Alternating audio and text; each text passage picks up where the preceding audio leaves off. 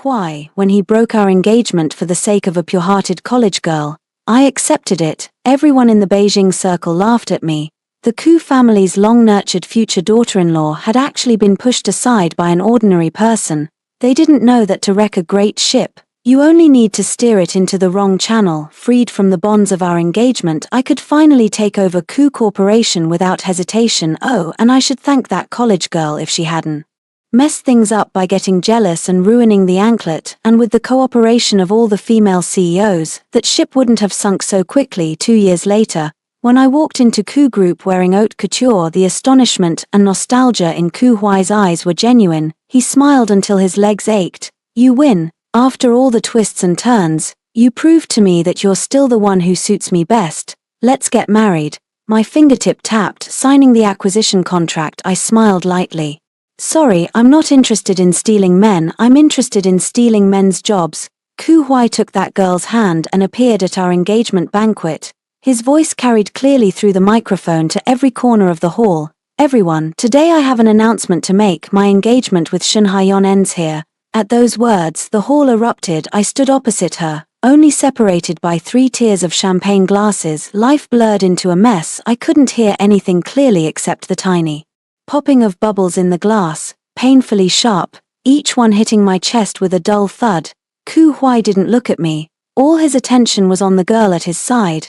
I knew that girl. Her name was Lin Yuyu. The report the secretary submitted a week ago mentioned that he was one of the impoverished mountain students whom Ku Huai sponsored in his personal capacity. In the photo he wore a school uniform washed to paleness, his eyes clear, bearing an innocence untouched by the world. I only glanced at it then and fed it into the shredder, a person of no consequence. Now he had changed into a simple white dress, still looking the same, timidly hiding behind Ku Huai as if all the world's glamour had nothing to do with him. He was a fawn who had wandered into the marketplace of fame and fortune. Ku Huai squeezed her hand as if to give him endless strength. He finally turned his gaze to me and called my full name, Shen Haiyan. I'm tired of the commercial aura you always calculate with precision. Tired of every conversation between us feeling like a business negotiation. Only with you do I feel alive, feel pure. I said nothing, amid hundreds of gazes mixed with pity, ridicule, and voyeuristic interest. I simply removed the engagement ring from my ring finger and gently placed it on the table covered with a white tablecloth. Then I lifted my glass and gestured toward them. Ku Huai, Miss Lin, I wish you both well. With that I drank the champagne in my glass and turned to leave. My composure evidently exceeded Ku Huai's expectations. He might have envisioned I would become hysterical, question him, break down. Only then could he fulfill his melodramatic script of pursuing true love and breaking free from shackles. My brisk exit made him look like a clown directing and acting in his own play. Shen Haiyan, stop, he shouted angrily. What game are you trying to play now? I warn you, don't think that your indifferent act will make me believe you won't move a muscle. Yo-Yo's hair, his voice was taut, as if I were already a madwoman prepared to exact vicious revenge. Lin Yuyu behind him promptly adopted an even more fragile, helpless expression, her eyes reddening as she clutched the hem at her ankle. As if I were some monstrous threat, I didn't move my feet. I only lowered my eyes to glance at my empty ring finger and tugged the corner of my mouth. Rest assured, matters that do not concern me never trouble me. On the way home, my mother's face was as ugly as could be. Useless thing, I taught you for more than 20 years to make you the perfect heir wife. Is this how you repay me? Unable even to keep a man, he suddenly raised his voice. In his anger his tone distorted. Some wild girl who appeared out of nowhere defeated you.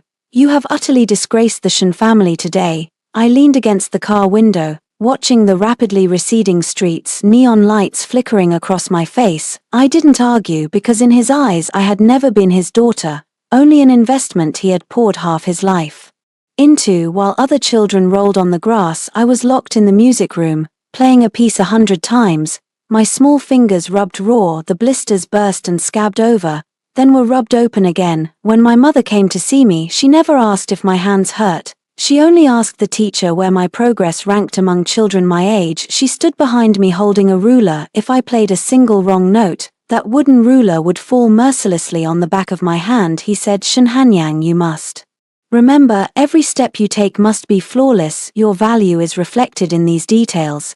He never cared whether I liked it or was tired. He only cared about my report cards, my competition standings, and whether I behaved appropriately in social settings, whether I could bring honor to the Shun family. To shape the most graceful posture in me, he not only went so far as to hire the most exacting ballet teacher in the field to watch me without leaving my side, but even my daily diet to maintain my figure was precisely quantified so that not a half moment could go awry. During puberty, I once secretly ate a piece of chocolate because I craved it. When he found out, he punished me by making me stand in pointe shoes in front of a mirror for an entire night. That night he sat across from me on the sofa. There was no pity in his eyes, only an inspector's scrutiny. He demanded I be fluent in 4 languages, not merely for communication, but so that in future social situations in any international setting I could respond with ease and be my husband's most capable pillar.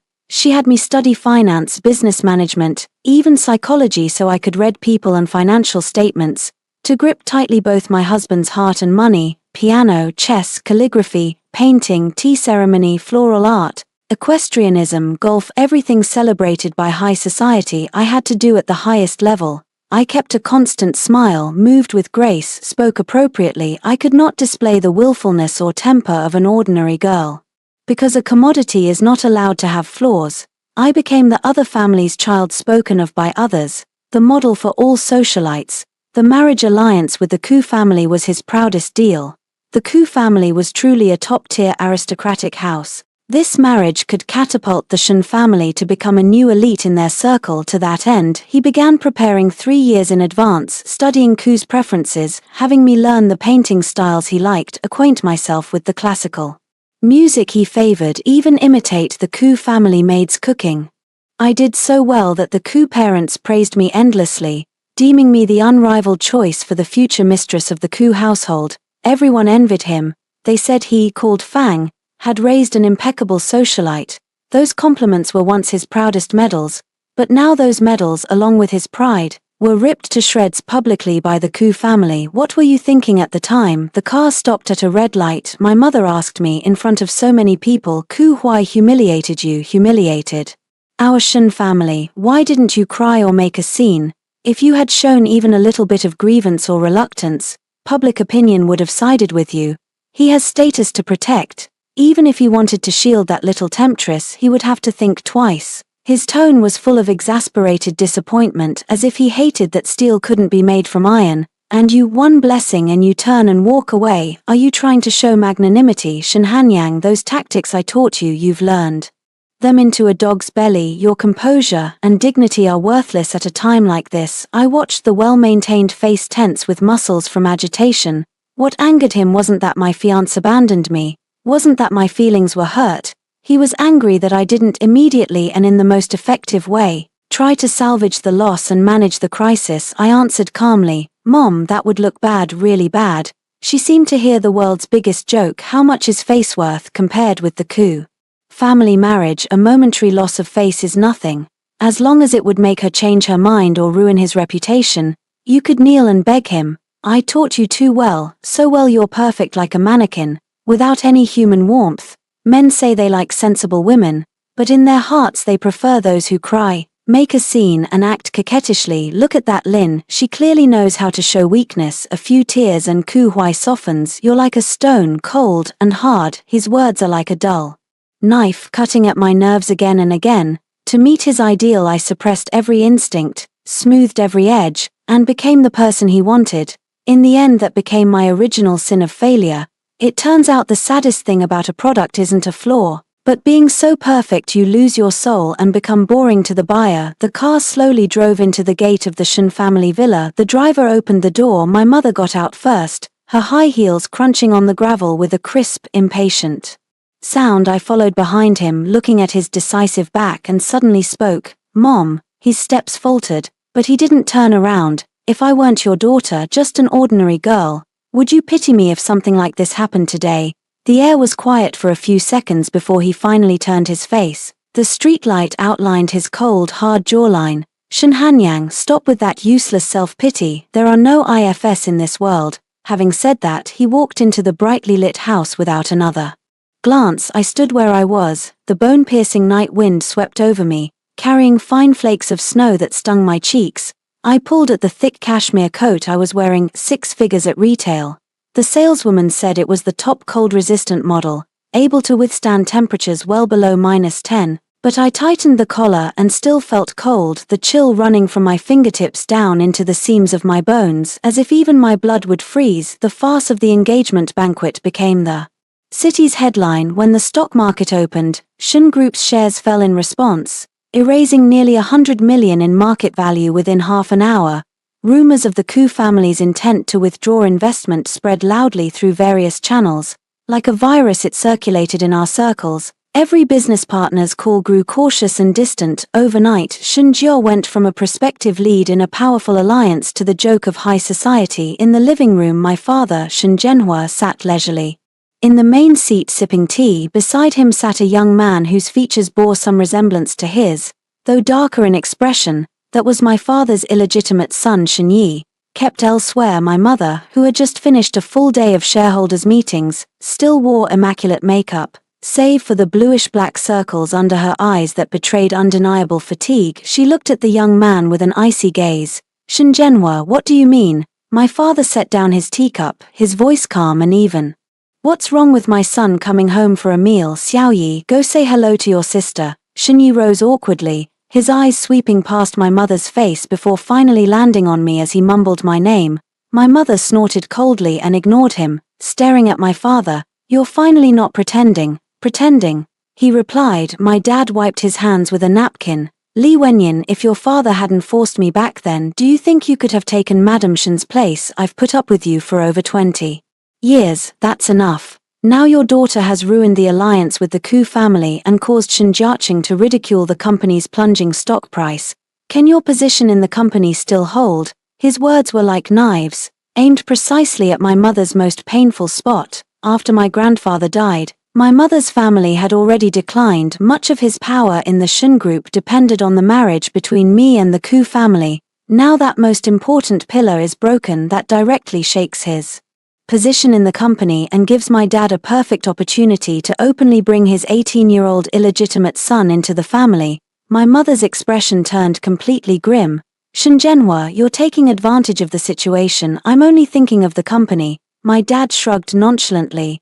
Han Yang, this mess has to have someone to bear the consequences. He casually shifted all the blame onto me, as if I weren't his daughter but a failed instrument in my mother's hands. She went on.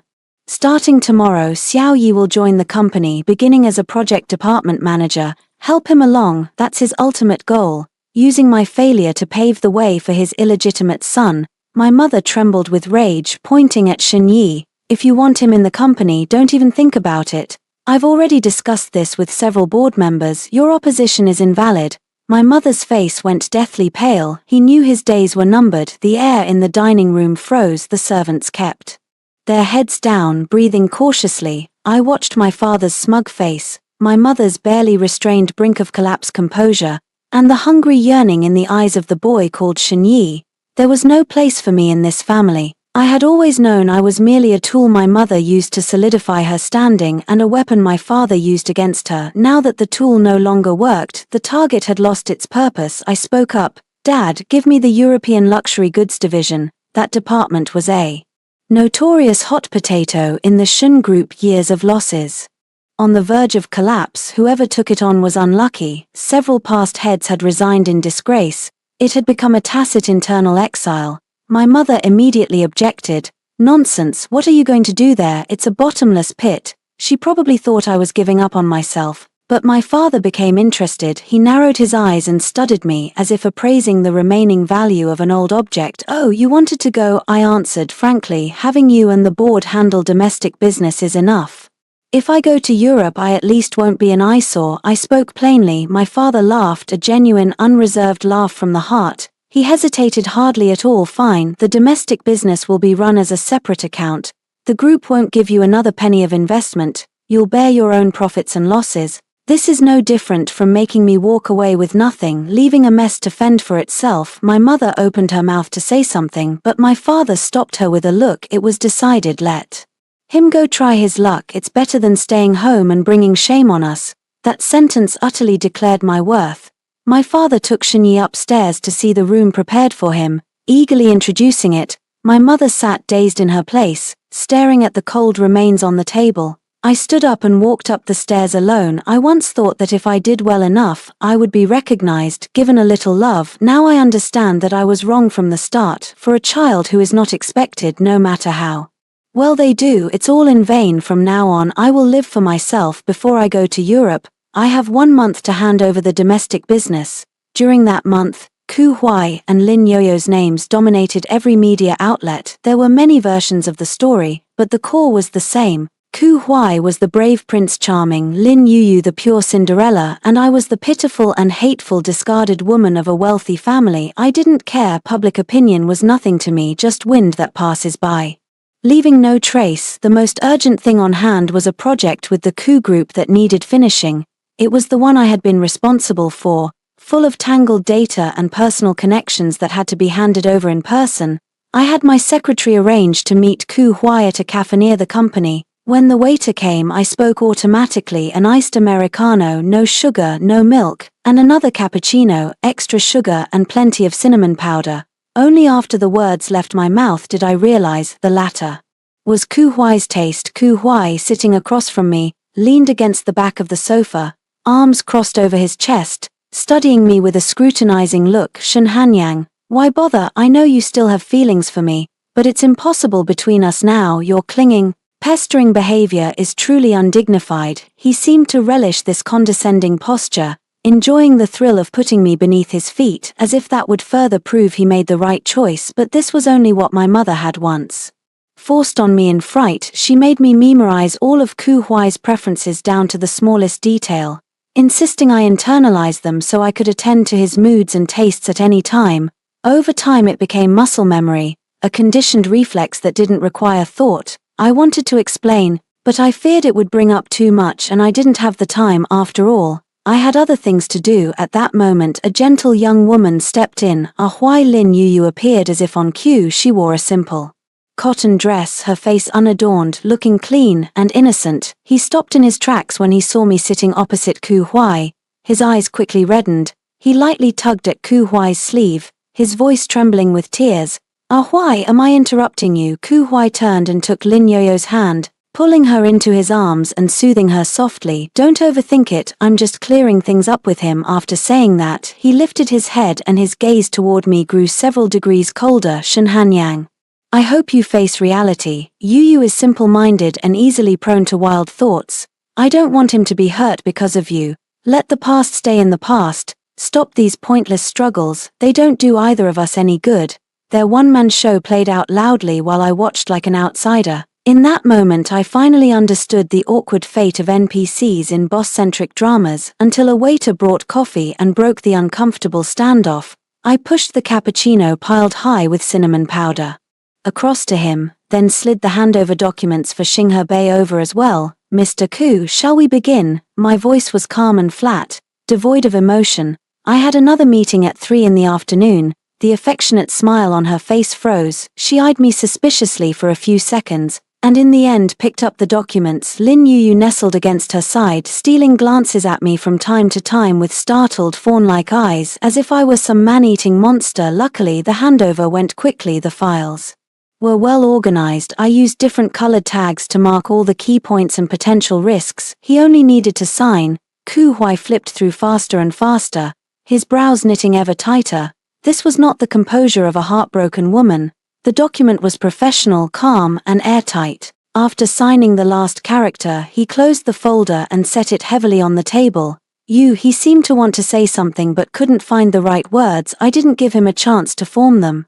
Pleasure doing business, Mr. Ku. I stood up and picked up my bag. From now on, regarding this project, please contact Assistant Deng directly. After they left, the cafe returned to quiet. I lifted the cup of iced Americano and had just taken a sip when a sharp voice sounded behind me. Shen Hanyang, I really didn't expect you could put up with so much. I turned to see Ju Qian, a wealthy heiress who used to cling to me every day and call me Sister Hanyang more affectionately than anyone. Now she had her arms folded, wearing a look of gleeful mockery. TSK, saying she had felt embarrassed for me at that moment and even specially ordered the coffee her friend likes. Is playing this kind of hot and cold game fun? Honestly, I don't think you need to do this. Men are like that. If they don't love you, They don't love you. The more you can't let go, the worse you look. Just look at how Mr. Koo was looking at you a moment ago. If I were you, I'd have dug a hole and crawled into it. Her words buzzed in my ear like flies, and I suddenly smiled at her. I picked up the cappuccino reserved for Koo Hwai and handed it to him.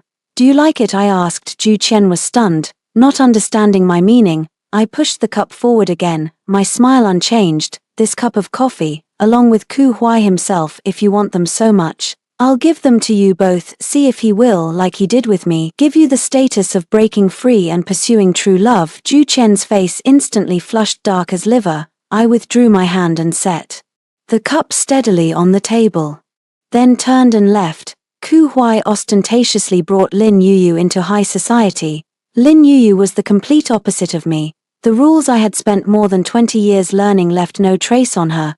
Koo Hwai took him to a private riding ground. Lin Yuyu wore an ill-fitting suit and couldn't even get on the horse. Eventually Koo Hwai held him and helped him onto the saddle. The two of them rode together, leaving a silhouette at sunset that countless people reposted. She took her to charity auctions. She couldn't understand the value of those artworks. In front of an antique vase priced at 8 million, she actually asked Koo Hwai the day before yesterday, "This isn't as pretty as my grandmother's pickle jar. Why is it so expensive?" The hall fell silent. But Koo Hwai smiled. He bought that vase on the spot and in front of everyone handed it to Lin Yuyu, saying, "You're right, he only deserves to be your pickle jar." The next day Jing Hao Koo Hwai spent millions to win a beauty smile, and Jing Hao's entry shot to the top of the trending list. Lin Yuyu's awkwardness and poor timing were, to him, embarrassment, to onlookers a joke, but through Koo Hwai's filter, it all became unrefined innocence and charm. People in the circle were discussing that Koo Hwai was serious this time, that Lin Yuyu was truly fortunate, a wild girl who understood nothing yet was cradled in Koo Hwai's palm. Some of those remarks were relayed to me obliquely. In a tone of sympathy they said, "Han Yang, you're just too perfect. Men still prefer someone with a touch of everyday life. Yes, you do everything too well, leaving men with no desire to protect you, which becomes a burden." I only nodded, indicating I was listening but that my time was precious. I buried myself in piles of documents, sorted handover lists, met with the legal team and made final preparations for my trip to Europe, each minute worth its weight in gold. The news that Koo Hwai planned to hold an engagement banquet with Lin Yuyu was announced through the media. Their engagement party, compared to the traditional one Koo Hwai and I had before, was lavish beyond measure.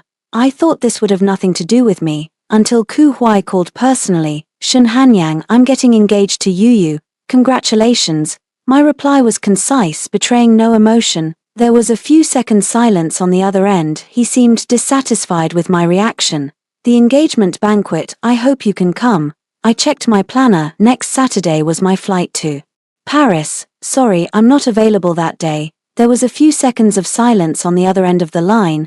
Then I heard him chuckle softly with a hint of mockery. "The same trick again, Shen Hanyang. Can't you be a little more honest? I know you're uncomfortable, but running away won't solve anything. Come like a grown-up and be polite to everyone. That will show the outside world we parted amicably and give Yuyu a name, so he won't be pointed at in the circle later." His tone was earnest, as if a merciful victor were comforting my unwillingness. "Your coming would mean you've let go. Otherwise people will only think you can't accept defeat and are protesting childishly by being absent." I leaned against the floor-to-ceiling window and watched the unceasing traffic below.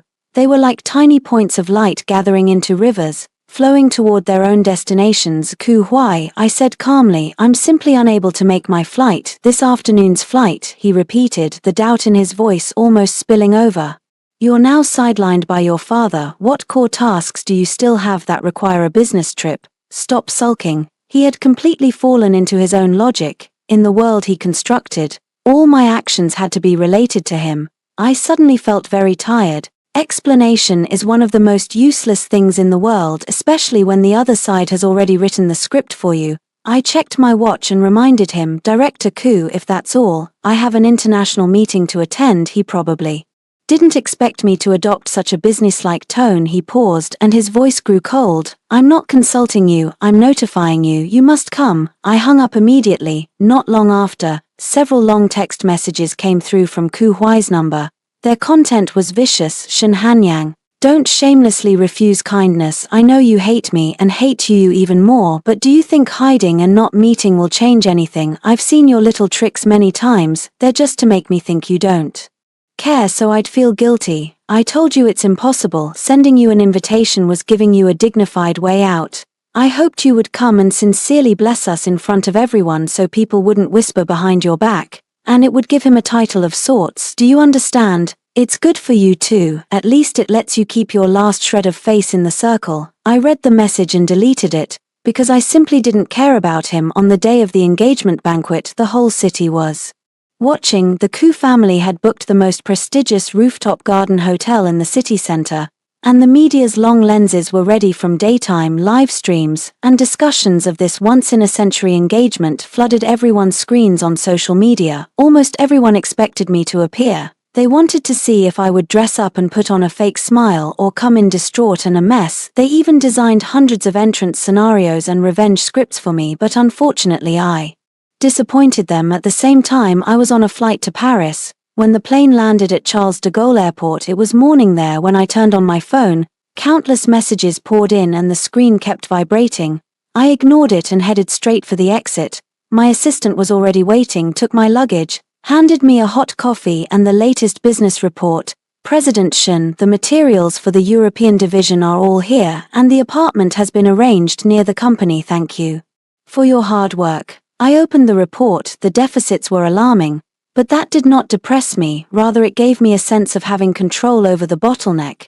It wasn't until I finished the first batch of urgent emails late at night that I had time to open the unread messages. One was from one of the few people in Su Tong's circle who still stayed in touch with me. We weren't close friends, but we both appreciated each other's sense of proportion in handling matters. She sent a photo from the engagement. In it, Koo Hui was bowing his head to put a ring on Lin Yuyu. The flashes surrounded them, and it looked like a perfect fairy tale. Su Tong's message followed. You were right not to come.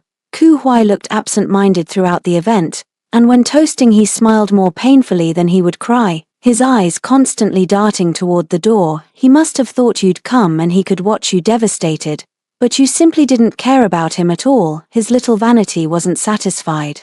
So of course he couldn't be happy looking at that photo. Koo Hui's profile was indeed tense, not a trace of joy.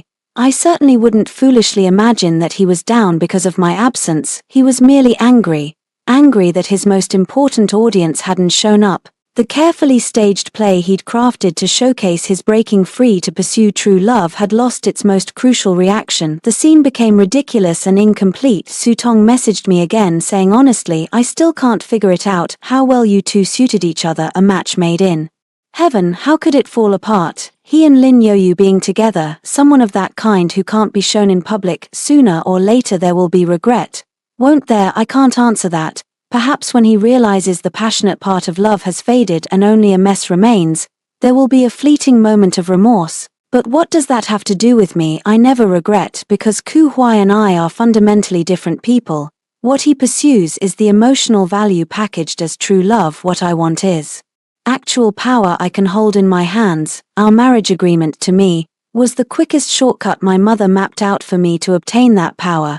Now that path is cut off. I'm merely choosing a harder road and starting over. The European luxury goods division I took over was less a department than a mess. The last funds on the books had been exhausted last month, and the remaining employees were simply waiting for the group to issue their final severance. The first thing I did was slash all unrealistic expansion plans and refocus the business on two core directions: providing unique private bespoke services for Europe's top clients, and discovering and incubating talented but resource-poor emerging designers. I mobilized everything my mother had cultivated in me over the past 20 years as a socialite, those arts appreciation skills she considered bargaining chips for marrying into a wealthy family, my multilingual abilities, my knowledge of European aristocratic lineages, and the network accumulated from countless tedious high society functions. At this moment, they became my sharpest weapons. I personally visited the heir of an ancient Italian textile family and secured the exclusive supply rights to top fabrics with a cooperation model he couldn't refuse. I then flew to Paris and met the venerable Mrs. Levi, spending an entire afternoon drinking tea with her favorite Impressionist paintings when she was worrying over her granddaughter's coming-of-age dress provided the perfect showcase for the spirited sketches of one of the new designers we had signed. While my business in Europe progressed steadily, Ku Huai was busy showing the world his earth-shattering love with Lin Yoyu. He introduced her to the domestic social circle, held lavish parties for her, trying to mold her into a new socialite standard, spending heavily to craft her public image, attempting to package his ignorance as innocence. The turning point came at a crucial business dinner hosted by Ku Corporation. Ku Huai hoped to secure a strategic partnership with the German manufacturing giant von Krupp family, so he specially invited the wife of the family's head, a lady known for her rigor and love of classical art. At the banquet, Lin Yoyu, perhaps trying to show how distinctive she was, pointed at an expensive abstract painting hanging in the hall and loudly said, "I could paint this kind of messy stuff myself. I really don't understand why it's so expensive." That very painting happened to be by the contemporary artist the von Krupp matron admired most. I later heard the details from Su Tong. The von Krupp woman's expression changed on the spot, while Ku Huai merely took it as Lin Yoyu's naive charm, smiling to smooth things over and even chiming in, "Yoyu is right," convinced his favor could settle everything. How wrong he was. The next day, the Krupp family unilaterally announced the termination of all cooperative negotiations with the Ku family. The price of Ku Huai's lovesick folly was that the Ku Group missed the best springboard to enter the European market, and its stock price plunged accordingly. I seized the opportunity. In my own name, I presented a visiting card to Mrs. Krupp, along with an appreciation essay I had personally written about that abstract artist's early stylistic evolution. 3 days later, I was invited to the Krupp family's castle as a guest. I did not mention business cooperation once. I spent the day speaking with the lady about the art collection of which she was so proud. When I left, I had obtained the strategic cooperation letter Ku Huai had been dreaming of. When the news reached home, Ku Huai was furious. He probably never imagined that I, whom he had treated like a disposable thing, would intercept things in this way. Humiliated and enraged, he began to use the Ku family's connections to blockade me commercially, cutting off several of my important raw material suppliers. This counterattack was expected. I did not panic for a moment. Instead, I turned and formed an alliance with the Ku family's biggest domestic rival, the Lu Group. I opened some channels of the European market to them on the condition that they give my brand top priority in raw materials and production lines.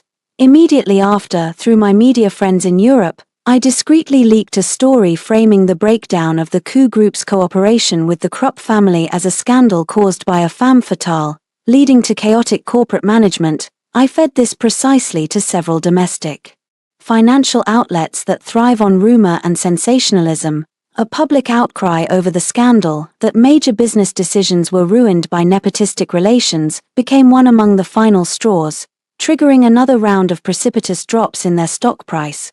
While everyone was busy selling off Ku shares, I quietly purchased large quantities of the cheap circulating stock on the secondary market through a shell investment company registered in the Cayman Islands. The prey was not limited to the Kus domestically. My half-brother Shen Yi, on whom my father had pinned great hopes, was mediocre but impatient for success. With my mother's covert instigation and deliberate misdirection, he consecutively botched several major investment projects of the Shen Group. Shen's performance plummeted, and what had once been a solid business empire was now tottering. I concurrently bought Shen Group shares at low prices. Time is the best catalyst. 2 years later, the brand I founded, Aura, had become an international first-tier name with unshakable authority in haute couture. Under my series of blows, competitors' encroachments, and ongoing internal chaos, the Ku Group had long since become insolvent and was on the brink of bankruptcy. The Shen Group's days were equally grim. Dragged down by Shen Yi, it was reduced to a shell. The once lofty golden child finally bowed his proud head and, contrite, took the initiative to ask to meet me. The meeting was at a restaurant we used to frequent 2 years apart. Had worn away the spirited sharpness he once had. The bruises and slightly disheveled hair at his temples revealed an unmistakable weariness. He no longer carried his former overbearing air. His words were earnest to the point of humility. "Han Yang, I was wrong." He looked at me, his eyes bloodshot. It was only in the past 2 years that I realized those fleeting moments of innocence are utterly helpless in the face of reality. He only causes me trouble. Aside from crying and acting spoiled, he can do nothing. The only person who could truly stand beside me and shoulder things with me is you. I was blind back then when I pushed you away. He said this, took a velvet box from his pocket and opened it to reveal a huge diamond ring.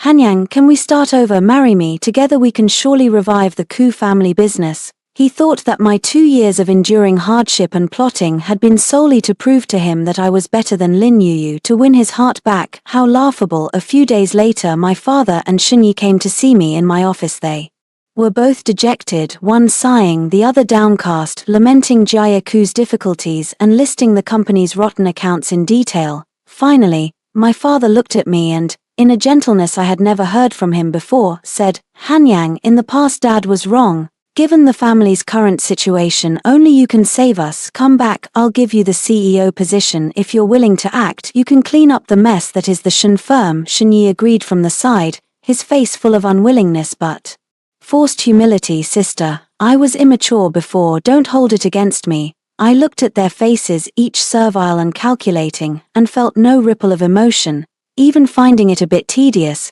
but I still smiled and pretended to agree to their request. The joint restructuring meeting was set for the circular conference room on the top floor of Koo Group. When I arrived, everyone was already there. Koo Huai sat in the main chair's left, suit crisp, but irritation showed in his brows. My father and Shunyi sat opposite him. My mother sat alone along one side of the long table, poised and unreadable. He and I exchanged a glance, then he quickly looked away. With everyone present, I walked to the main seat.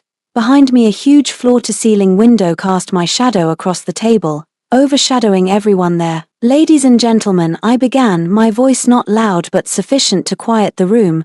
Thank you all for taking the time out of your busy schedules to attend this joint restructuring meeting between Koo Group and Shun Group. The large screen behind me lit up, clearly displaying the shareholding structure and asset report of a European company named Aura. Most people present recognized the name, a luxury brand that had risen to prominence in Europe over the past 2 years. Known for precise investment insight and ruthless business tactics, what they didn't know was who actually controlled that company. My lawyer stepped forward and used a laser pointer to indicate a debt-holding agreement on the screen. As of last quarter, Aura and its affiliated investment companies had, through the secondary market and debt transfers, acquired 53% of Koo Group's maturing debt, becoming Koo Group's largest creditor. A collective gasp echoed through the room. Koo Huai's composed expression immediately froze. He looked up at me sharply, his eyes full of shock and doubt. The lawyer did not pause and turned to the next slide, showing Shun Group's share distribution. At the same time, through several offshore funds, we had cumulatively acquired 38% of Shun Group's outstanding shares, and with the 15% transferred by MS Li Wenying, the total reached 53%, enabling absolute control of Shun Group. This time even my father couldn't sit still. He steadied himself on the table, stood up, and looked at me in disbelief, then at my mother. While my mother gave me a slight nod, everything was part of our secret agreement. I scanned the room, looking at those who had once stood above everyone else but now wore various expressions, and announced the final decision in a steady voice. So, today's meeting was not a negotiation but a notification. I would, with Aura as the main body, acquire and merge Kosha and Shunsha. When the words fell, there was a dead silence. Koo Huai's face lost all color in a matter of seconds. He stared at me as if trying to find a trace of a joke on my face, but he failed. Meeting his gaze, I walked step by step to stand in front of him, took out the ring he had once used to propose to me from my pocket. The platinum band flashed a cold light on my fingertips. I gently tossed it up and caught it steadily. The chill of the metal touched my palm. His Adam's apple bobbed. He seemed to want to say something but couldn't make a sound. Mr. Koo, you misunderstood one thing. I bent down, leaned close to his ear, and in a voice only we could hear said, I'm never interested in stealing men, I'm only interested in stealing men's paychecks. After speaking, I released the ring. It traced a small parabolic arc and landed precisely in the antique porcelain teacup in front of him with a crisp clink. Water splashed and ripples spread. In the end, the restructuring plan passed without suspense in the face of absolute capital advantage.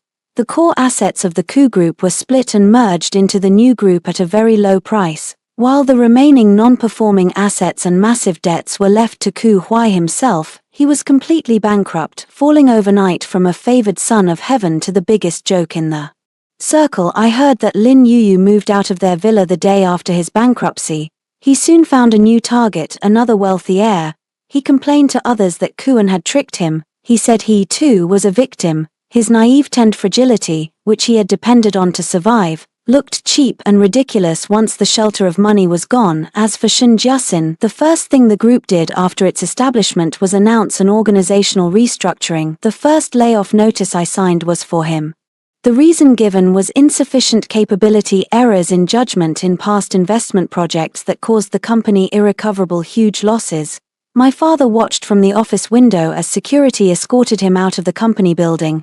As for my dad, he received a new appointment letter, lifelong honorary advisor to the new group, a title with no real power, not even requiring him to clock in at the company. His life's work, the business empire he once intended to pass to his son, was now entirely in my hands. He had no choice but to accept it, and my mother, honoring our agreement, I gave him a seat on the new group's board and a generously ample annual dividend. That day, after signing all the papers, she and I stood together at the office floor-to-ceiling window. There was no embrace between us, no tender conversation. He just stared at the bustling traffic outside for a long time before quietly saying, "It seems you did better than me." I looked at the blurred reflection of the two of us, mother and daughter, on the glass and replied calmly, "You were the best teacher." Our relationship changed from a pair of failed mother and daughter into a pair of successful business partners. Perhaps that was the best ending for us. Night fell, and I sat alone in the president's office. Beneath me the city's myriad lights, dazzling like a river of stars. They once thought perfection was my greatest failure. The always proper, always precise, never wrong Shen Hanyang was a dull, soulless, exquisite creation, but they did not know that this perfect work, crafted with all its might to please them, once it broke free of its constraints and chose to live for itself, would become their deadliest nightmare. The end.